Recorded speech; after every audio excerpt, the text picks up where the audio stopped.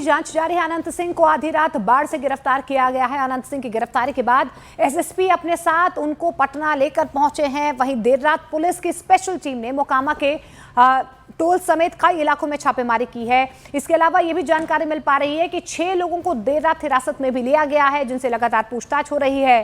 अनंत सिंह को पटना की कोर्ट में या फिर बाढ़ की कोर्ट में उनकी पेशी हो सकती है, क्योंकि आज रविवार का दिन है। ऐसे में अनंत सिंह की पेशी सीजेएम के आवास पर भी हो सकती है। तो देखिए, ये 4 तस्वीरें हम बताने की कोशिश कर रहे हैं कि देर रात से लेकर अब तक अनंत सिंह की गिरफ्तारी के बाद से अब तक क्या हुआ है। बाढ़ से उनकी देर रात गिरफ्तारी होती है। लगभग 11:10 पर बाढ़ जो है पटना पुलिस पहुंचती है। लगभग 11:30 बजे के बाद उनकी गिरफ्तारी होती है। की गिरफ्तारी हुई है वो साक्ष्य के आधार, जो साक्ष्य सामने आए हैं कि एक तो प्राथमिकी अभियुक्त ये थे, नाम था इनका। दूसरा कि जो कन्वॉय चल रहा था, जो प्रचार का जो कन्वॉय चल रहा था, उस इनके नेतृत्व में चल रहा था। घटनास्थल के इर्द गिर्द इनकी उपस्थिति थी। तो इन सभी कारणों से प्रथम दृष्टया जो साक्ष्य आए उसके आधार पर इनकी गिरफ्तारी हुई है।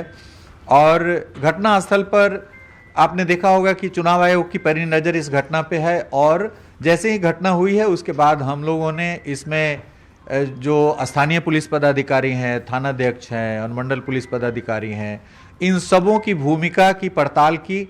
और हम लोगों ने यह देखा कि जो दोनों कारकेड क्रॉस कर रहा था तो उसमें स्थानीय थाने को इसकी जानकारी होनी चाहिए थी। स्थानीय थाना प्रभारी इसको आए हैं, वो घटना की जानकारी होने के बाद तुरंत पहुंच गए 5-7 मिनट के बाद। लेकिन पूर्व से उनको जानकारी होनी चाहिए थी कि जब 2 घंटे 2.5 घंटे से जदयू के प्रत्याशी अनंत सिंह वहाँ पर उपलब्ध थे तो उनको इर्द गिर्द में होना चाहिए था, लेकिन वो नहीं थे। और इसमें चुनाव के समय थोड़ी सी ये रहती है कि यदि कोई भी पुलिस पदाधिकारी, थानाध्यक्ष किसी भी पार्टी के उपस्थिति के नज़दीक रहता है तो फिर वो आरोप लगने लगता है कि वो उनके चुनाव प्रचार में शामिल। और हम लोगों ने स्पष्ट रूप से सभी थानाध्यक्ष को कहा था कि आपको किसी भी पार्टी के साथ यदि देखा जाएगा तो कार्रवाई। इसलिए थोड़ा सा जो थानाध्यक्ष हैं वो अपने को तटस्थ रखते हैं।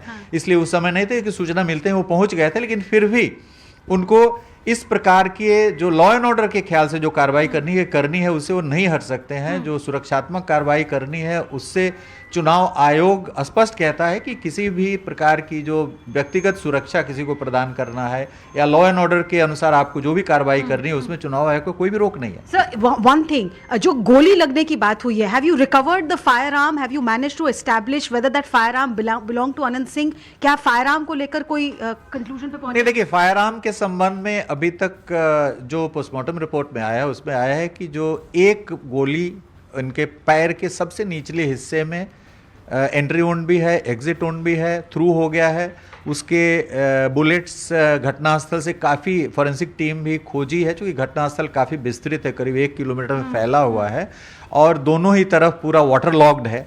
तो जो बुलेट का पार्ट होना चाहिए वो नहीं मिला है वहाँ पर। तो हम लोग casing has not been recovered.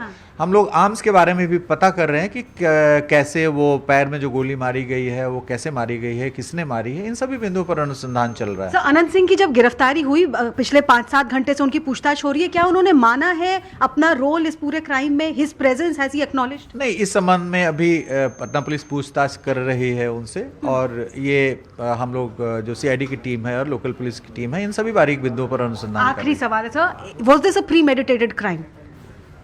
No, this aspect is also being looked into, and prima facie it seems to be a case which started from the road race stage and ultimately resulted into the death of this Jan Suraj Samarthak Dularchan ji.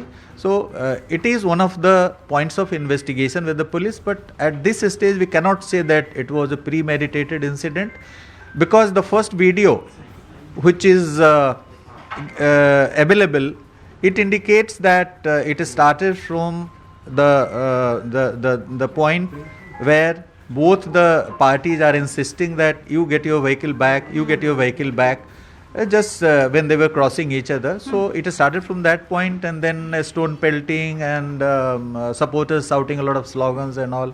So whether it was a premeditated incident, it will take time to establish. Thank you so much, DGP Bihar there in an exclusive conversation with Network 18. तो देखिए विनय कुमार जो DGP उनकी तरफ से साफ तौर पर कहा जा रहा है कि इस पूरे मामले की तफ्तीश जो है हर एंगल से की जा रही है, लेकिन इस बीच मोकामा सीट से आरजेडी उम्मीदवार और बाहुबली सूरज भान की पत्नी वीणा देवी से खास बातचीत भी की है न्यूज़ 18 इंडिया ने, वो भी सुनिए। जांच उस पर चल रहा है, चुनाव कर रहे हैं, अन्यायाधीश कर रहे हैं। तो आपको नहीं लगता है कि किसी को बचाने की कोशिश हो रही है? नहीं, बचाने की कोशिश हम लोग करने देंगे तब न, सब साथ हैं, पूरे बिहार पूरे देश इस पर नजर है, पूरे बिहार और पूरे देश का। इस पर जो जांच हो रहा है एक आदमी का नहीं है, ये हमारे बिहार के लिए और भारत के लिए है कि ये ताज थे यादव का, और इनका क्षेत्र जो था वो थोड़ा था जान पहचान, मतलब पूरा, मतलब सोचिए उनके सामाजिक लोग थे और हमेशा सबके साथ रहते थे, और हमारे लिए वो हमारे परिवार की तरह थे। उनके साथ जो था ये नहीं कि राजनीतिक नहीं, एक परिवार की रिश्ता था। अब आपको मोकामा कांड यानी कि दुलार चंद की हत्या की कहानी वहां पर मौजूद चश्मदीद की जुबानी भी सुनाते हैं। गाड़ी में थे, कहाँ बैठे थे, क्या देखा था? हम नहीं थे, मर्डर हुआ है।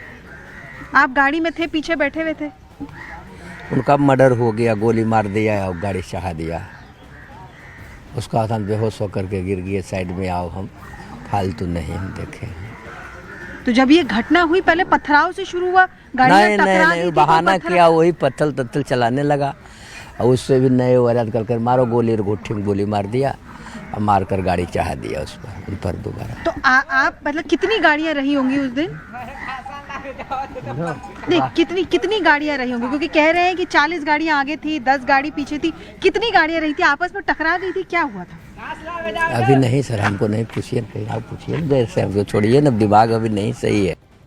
और मोकामा के दुलारचंद यादव हत्याकांड पर चुनाव आयोग ने एक और बड़ी कार्रवाई की है। इस मामले में लापरवाही बरतने पर चुनाव आयोग ने 6 पुलिस अधिकारियों पर गाज गिरा दी है। बाढ़ 2 के एसडीपीओ यानी कि अभिषेक सिंह को यहां पर निलंबित किया गया है। इसके अलावा भदौर और घोषवारी के एसएचओ को भी पद से हटाने का आदेश दे दिया गया है। पटना के ग्रामीण एसपी और एसडीओ का तबादला कर दिया गया है।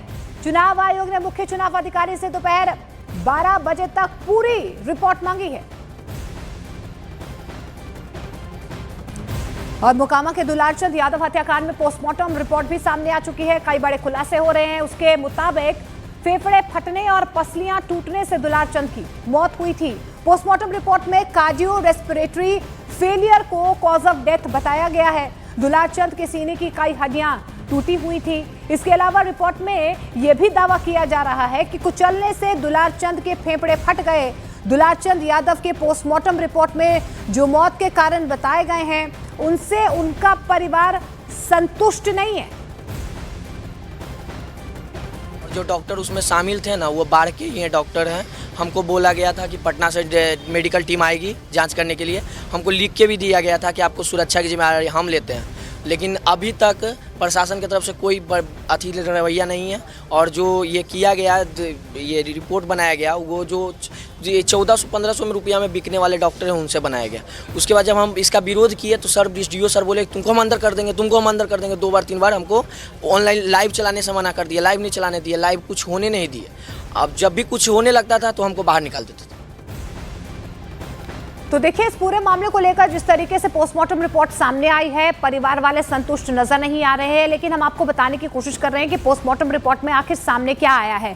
फेफड़े फटे हैं, पसलियां टूटी हैं, हाथ में चोट लगी है, सिर के पीछे चोट लगी है। हार्ट अटैक से मौत की पुष्टि कहीं ना कहीं पोस्टमार्टम रिपोर्ट में सामने आई। इसके अलावा पैर में गोली लगने की बात भी पोस्टमार्टम रिपोर्ट में सामने आई है।